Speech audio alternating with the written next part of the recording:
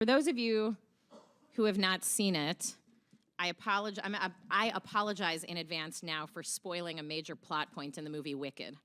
That said, if you do not want me to spoil it, cover your ears or walk out of here for 30 seconds and then walk back in, and the rest of the drosh will make sense. All right, good, yeah. Even if you have only watched the original Wizard of Oz, you know that the wizard is hiding a truth about himself. And so when Elphaba and Glinda, two optimistic young students, go to meet the wizard, he shares one of his strategies with them, a strategy to keep him in power, lacking any actual power, and certainly lacking the kind of mystical, magical, fearsome power that he pretends to have. And the wizard says to them, the best way to bring folks together is to give them a really good enemy. And in Wicked, the enemy is the animals. And if you've seen the movie, you know that animals actually play quite an important role in society. They are professors and doctors and bartenders and nannies and nurses, and yet they are made out to be a nefarious force, an other, worthy of being stripped of their rights and protections. And in the book of Exodus, the story which we began today, the Israelites are the good enemy. The Israelites in the story, too, as you'll remember from the last month and a half of Torah readings, or if you've just ever seen Joseph and the Amazing Technicolor Dreamcoat, you know the Israelites actually, in coming down to Egypt, were welcomed and then celebrated as valued members of the society.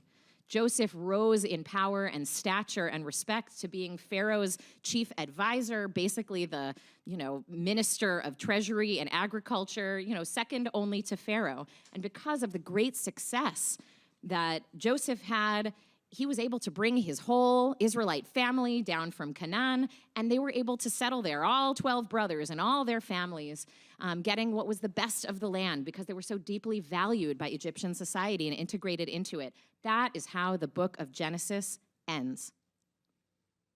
And so you have to wonder, how does it happen that good people can turn on their neighbors and friends and teachers and doctors and nannies and nurses and baristas and accountants and lawyers and people they might date and marry and let into their homes, certainly people they trust as friends and colleagues? How can they instead come to villainize and dehumanize and maybe, if not personally harm them, stand by while others do? To quote my brother-in-law, Rabbi Aryeh Bernstein, how does a multicultural superpower turn into a tyranny? And so as we begin reading Parshat Shemot, that's the driving question in the Torah. And there are many books, obviously, that explore this question meaningfully. George Orwell's 1984, Ray Bradbury's Fahrenheit 451, Alexei Navalny, may his memory be a blessing, just had a book published posthumously called Patriot, Tim Snyder's On Tyranny, and we look to Torah. We believe that its truth is not necessarily because everything happened exactly the way the Torah describes, but rather because this is how it happens. You understand what I'm saying? This is a story that we begin reading this week, and it's a familiar story across time and space, and it bears repeating every year. But not just every year, it's actually multiple times a year. We read it in the Torah this week, but then we repeat it. We tell the story again during the holiday of Passover. But the truth is, we actually tell this story or refer to this story multiple times a day in our prayer service. As Rabbi Stephen pointed out this morning in Micha Mocha, we recall the Exodus story. We do it twice a day, in the morning and in the evening. As Rabbi Yitz Greenberg says, because the lesson of this story is a staggering pedagogic challenge that is a challenge to each one of us, an invitation to each one of us every single day to learn the lessons of. It is so hard to internalize the lesson of this story and so necessary that we mention it multiple times a day and certainly multiple times throughout the year. So while I recommend going back to read some of those classics that I mentioned, we're going to look at the Torah today to see what jumps out at us this year from this timeless story. And as both of our bar mitzvahs mentioned, this story is so rich, and there are so many things that happen in this Torah reading that are the focus of major lessons in the Jewish tradition.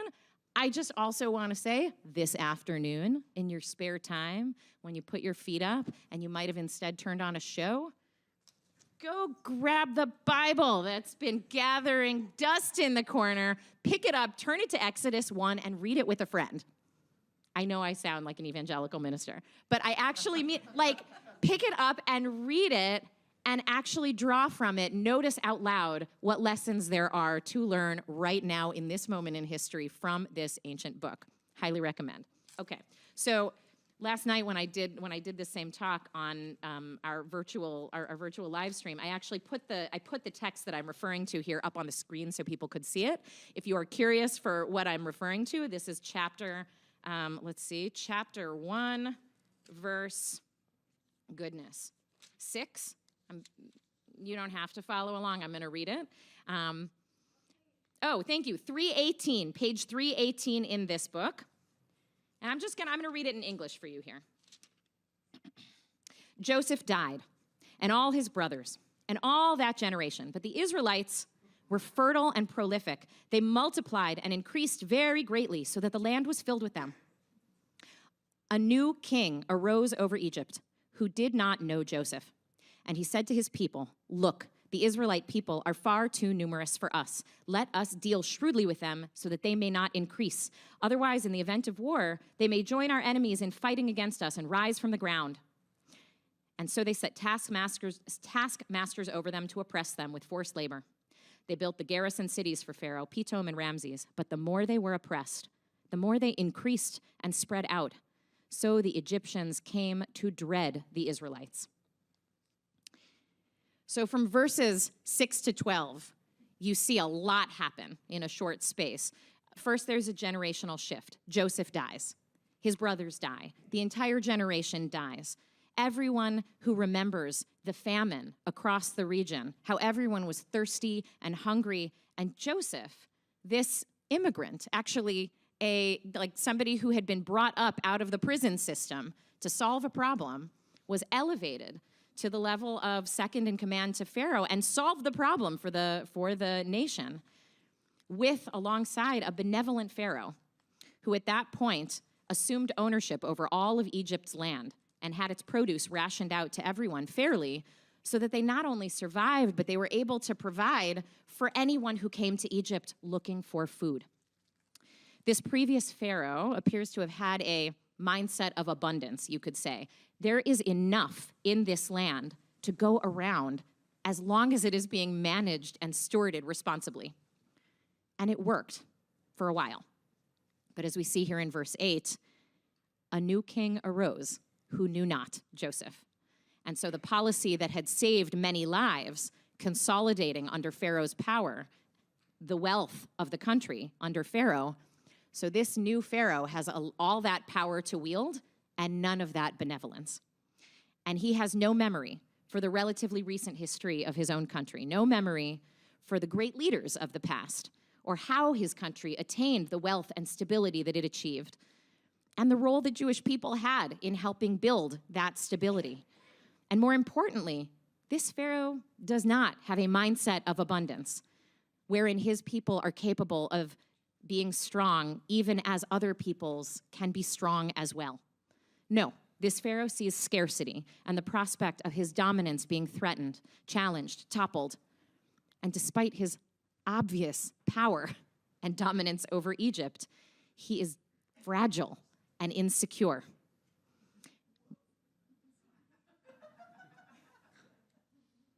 I mean, I'm just talking about Torah, you guys.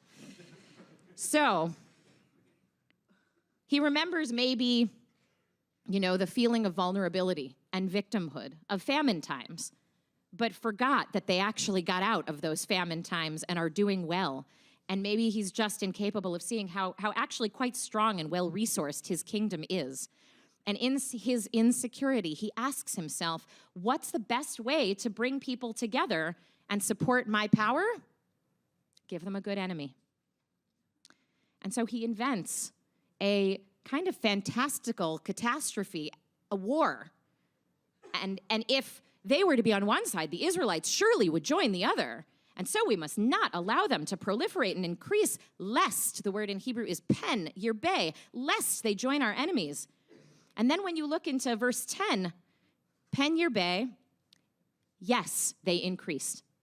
Lest they increase, and the text a few verses later says, yes, indeed, they increased. Despite their oppression, ken yirbe. So the Talmud looks at this turn of phrase from the fear of the Israelites increasing to the fulfillment of that very fear and says that when Pharaoh acts from fear and insecurity and scarcity, God helps him manifest his own prophecy. Pharaoh says, pen yirbe, God says, ken yirbe. And how often does this happen, by the way? That the very thing that we fear, we actually create in trying to prevent it. I'm thinking about, 9/11, this terrible, destabilizing, and isolated event. And leaders in this country took America head on into a war in Iraq and Afghanistan under the premise of preventing more death and destruction and instability and insecurity. That was the promise. And the eventual result was orders of magnitude greater death and destruction and instability and insecurity. Tim Snyder, in his book on tyranny, describes how leaders will use catastrophe or even just the prospect of catastrophe to justify suspending laws, exempting themselves from due process, finding enemies to prosecute without evidence. In the name of security, all questioning becomes traitorous. He writes, remember that authoritarians exploit such events in order to consolidate power. The sudden disaster that requires the end of checks and balances, the dissolution of opposition parties, the suspension of freedom of expression, the right to a fair trial, and so on. This is the oldest trick in the Hitlerian book. Don't fall for it. And of course, Pharaoh doesn't go straight from inventing a catastrophe to enslaving the Israelites. It doesn't happen overnight. There is a consistent, repeated propaganda campaign.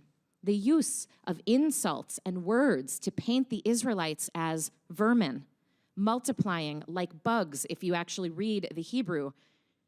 These shrewd and cunning warmongers who will join their enemies, who will only understand the language of force. Does it sound familiar? While the Torah describes this in a verse, you have to imagine that this happens over months and months. Otherwise, how could the Egyptians, who had so generously taken in Joseph, Jacob, his family, all their children over generations, married with them, created culture with them, built relationships with the Israelites, how could they possibly have abided the decrees that Pharaoh ultimately began making to enslave their neighbors, to kill their neighbors' children, and to stand by while others did the same in the name of security? But sure enough, that's what they do. And so looking at this moral descent of a society, Rabbi Aryeh writes, words matter. Defamation matters. The brutal slavery and killing of babies could not have happened without a prior defamation campaign. Hitler of 1944 would be impossible without Hitler of 1930. An armed invasion of Congress is continuous with birtherism. When we tell the story of slavery in Egypt, the story must start with the new king's media campaign to defame the descendants of Israel, turning the opinion of the Egyptian masses against them and creating a new mythic Egyptian identity built off of its opposition to this newly fabricated nation of Israelites. And so this is actually important and interesting. What you have to know here is that in verse 9, it is the first time the Torah uses the words Am B'nai Yisrael, the Jewish people. And these words appear in Pharaoh's mouth. Previously, the Jews are referred to as a family, B'nai Yisrael, the children, the descendants of Jacob. But an Am is a singular. It is it is a thing that you can ascribe essential qualities to in its thingness. It is different from us. It must be controlled. It will be a danger to us, real people. And it's this kind of language, obviously, that made it possible for white Americans to enslave black Americans, to walk past the lynching of black Americans once slavery was officially not legal, but tiers of inequality was. This is what made it possible to assassinate the character of Reverend Dr. Martin Luther King long before his actual assassination, calling him, labeling him a radical, an extremist, a criminal, a troublemaker, paving the way for actual violence. Words matter. Labeling a group as deviant, vermin-like, prone to violence, lazy, diseased, weak, irrational, inhuman, paves the way for actual violence, which is when the us group now can easily justify it because we have been made to think that these people are not fully human. Now, in much the same way as the queer community has taken what was an obvious slur and reclaimed it as a badge of pride, the Jewish people took what was an insult when uttered in the mouth of Pharaoh, Am Yisrael, and reclaimed it as our own. When someone refers to the Jewish people now, we know that they are referring to a diverse global family that includes ethnicities, nationalities, races, languages, culinary traditions, musical traditions across the planet. And there is actually very little that we can say is some kind of essential, inherent, biological quality other than a relationship, I guess you could say either biological or spiritual, to this original family, B'nai Yisrael. Some kind of relationship to this story. But when you start trafficking in descriptions of personality traits, aptitudes, even good ones, based on a person's biological membership in a group, you start skating on thin ice, ice that members of that group will fall through when those stereotypes start being used against them.